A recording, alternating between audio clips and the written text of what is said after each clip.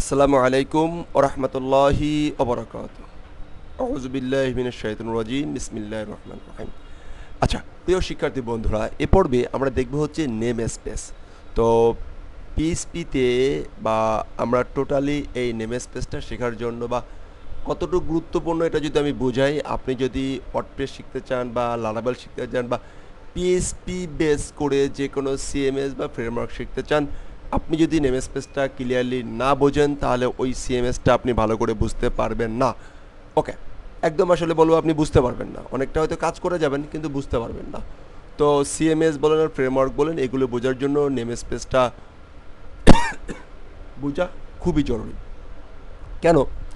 আমি এখানে একটা এক্সাম্পল আমি আপনাদেরকে দেখিয়েছি। দেখেন, প্রথমত সে কন্ট্যাক্ট নামে আমি একটা পেজ নিয়েছি। এই কন্ট্যাক্ট পেজে সে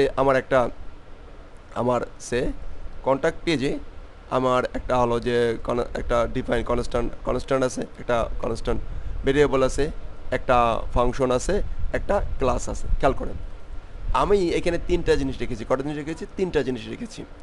তো সেম ফাইল, এই নেম স্পেসটা এখন আমি একটু অফ করে দিই, কমেন্ট আউট করে রাখি। এই নেম স্পেসটাকে আমি একটু কমেন্ট করে রাখি। ফাইন। এবার আমি এই ফাইলটাকে এই সেম কিছু নামে আমি ঠিক এইখানেও একটা ফাইল রেখেছি। শুধুমাত্র এইখানে কি করেছি, এর ভ্যালুগুলো চেঞ্জ করেছি। এর ভ্যালুগুলো চেঞ্জ করে দেখছি, কান্ট্রি, টেস্ট, মাই ইনফো সব ঠিক ছিল, রাইট? এখানে ভেরিয়েবলের নামও যা আছে, ফাংশনের নামও তাই আছে, ক্লাসের নামও তাই আছে। এই পাশে দুইটা সেম জিনিস আছে, রাইট?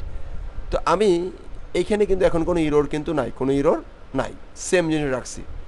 এখন আমি এইখানে এসে নেম স্পেসটাকে কমেন্ট আউট করে রাখলাম। রাখার পরে এখন আমি এই ফাইলটাকে এখানে আসলাম, এই ফাইলটাতে এসে আমি ইনক্লুড করলাম, কন্ট্যাক্টটাকে ইনক্লুড করলাম এবং সার্ভিসটাকে ইনক্লুড করলাম। ফাইন। যেহেতু এর কি আছে, কান্ট্রি নামে একটা হলো যে ভেরিয়েবল আছে, টেস্ট নামে একটা ফাংশন আছে এবং পার্সন ইনফো নামে একটা ক্লাস আছে। কার আছে? এই কান্ট্রিরও আছে, কন্ট্যাক্টেরও আছে এবং হচ্ছে সার্ভিসেরও আছে, রাইট? তাহলে এখন এই দুইজন এবার মারামারি শুরু করবে।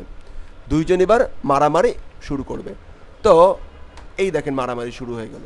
কি বলতেছে? ক্যান নট রিডিক্লেয়ার টেস্ট প্রিভিয়াসলি তুমি এটা ডিক্লেয়ার করছো, এটা আবার তুমি রিডিক্লেয়ার করতে পারবা না। তার মানে হচ্ছে একটা জিনিস, একটা খাবার, সেম দেখতে, সেম জিনিস, দুইটাই খাবার, দুইটা বার্গার আমি আমার মেয়ের জন্য নিয়ে আসছি। তো এখন এইখানে মনে করেন যে আমার দুইটা বাচ্চা আছে, একটা ছেলে একটা মেয়ে। তো আমি দুইটা বার্গার নিয়ে আসছি। তো দুইটা বার্গার দেখতে সেম রকম, সেম, কিন্তু দুইটা আসলে দুইটা বার্গার। কিন্তু এই দুইটা বার্গারের যদি লেভেল লেখা না থাকে যে এটা আমার মেয়ের জন্য, এটা আমার ছেলের জন্য, যদি লেখা না থাকে তাহলে দুইজনে কনফিউশন হয়ে যাবে যে কোনটা আমার। তো এই জন্য দুইজনে মারামারি করতে থাকবে। তো এই মারামারিটাকে সলভ করার জন্য একটা আমাদেরকে মেকানিজম, ওপি আমাদের একটা মেকানিজম দেয়, যেই মেকানিজমের নাম হচ্ছে নেম স্পেস। তো একটা আলাদা করে একটা নাম দিব, সেই নাম দিয়ে একটা লেভেল দিবে, একটা লেভেল, এটাকে আমরা নেম স্পেস না বলে লেভেলে বলতে পারি। তো এই কন্টাক্টে যদি আসি, দেখেন এইখানে নেম স্পেস, এটা হচ্ছে লেভেল এবং রাখলাম হচ্ছে কন্ট্যাক্ট। কী রাখলাম? কন্ট্যাক্ট নামে, এটাকে আলাদা করে দিলাম। অ্যান্ড সার্ভিস এসে ঠিক একই রকমই এসে আমি কি করলাম? নেম সার্ভিস একটা লেভেল দিয়ে দিলাম। যখন আমি লেভেল দিয়ে দিলাম তখন দেখবেন এইখানে এসে সে ওই লেভেল অনুযায়ী কিন্তু রাখতে হবে। এখন আমি কিন্তু এর আগে কিন্তু আমরা সরাসরি ডেকেছি, সরাসরি এইখান থেকে কল করেছি।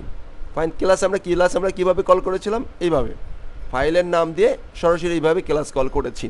বাট নেম স্পেস হওয়ার কারণে প্রথমে নেম স্পেসটা দিতে হবে, তারপরে আমাদেরকে সেই ভেরিয়েবলটা দিতে হবে, সেই মেথডটা দিতে হবে, সেই ক্লাসটা দিতে হবে।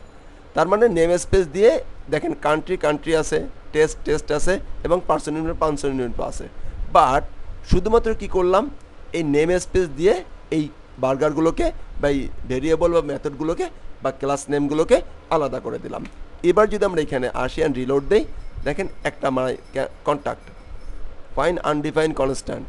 ওকে, এখন আমরা এখানে একটু সেভ দিই। কী অবস্থা? এটা মনে হয় সেভ দেওয়া হয় নাই, সেভ দেওয়া হয়েছিল না, এটাকেও সেভ দেওয়া হয় নাই। এবার রিলোড দেই, দেখেন প্রবলেম সলভ।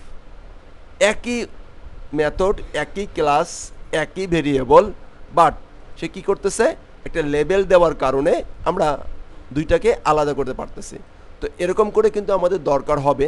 আমরা যখন নেমস্পেস দিয়ে কেন লিখব, কারণ থার্ড পার্টি কোনো একটা প্যাকেজ আমাদের ইনস্টল করা লাগতে পারে, বা আমরা একটা প্যাকেজ তৈরি করতে পারি, বা আমরা একটা ছোট্ট একটা ফাংশন তৈরি করে রাখলাম তো থার্ড পার্টি ইন্ডিকেট করার জন্য। যদি আমরা নেমস্পেস দিয়ে ইউজ না করি তাহলে দেখা যাবে কি, দেখা যাবে হলো যে ওই ফাইলের ভিতর বা ওই অ্যাপ্লিকেশনের ভিতরে আমরা যে নামে মেথড লিখেছি বা ভেরিয়েবল ডিক্লেয়ার করেছি বা ক্লাস ডিক্লেয়ার করেছি সেই নামে কিন্তু ওই অ্যাপ্লিকেশনে মেথড বা ক্লাস থাকতে পারে। যদি থেকে যায় তাহলে দুইজনে মারামারি শুরু করবে। এই মারামারিটাকে আটকানোর জন্য আমাদেরকে নেমস্পেসটা বা লেভেলটা ব্যবহার করতে হবে। তাহলে এই ছিল মোটামুটি একটা কনসেপ্ট। নেক্সট আর একটা পার্টে আমি আরেকটুভাবে দেখে লেখানোর চেষ্টা করবো ইনশাআল্লাহ। তাহলে মারামারি ঠেকানোর জন্য আমাদেরকে নেমস্পেসটা খুবই দরকার।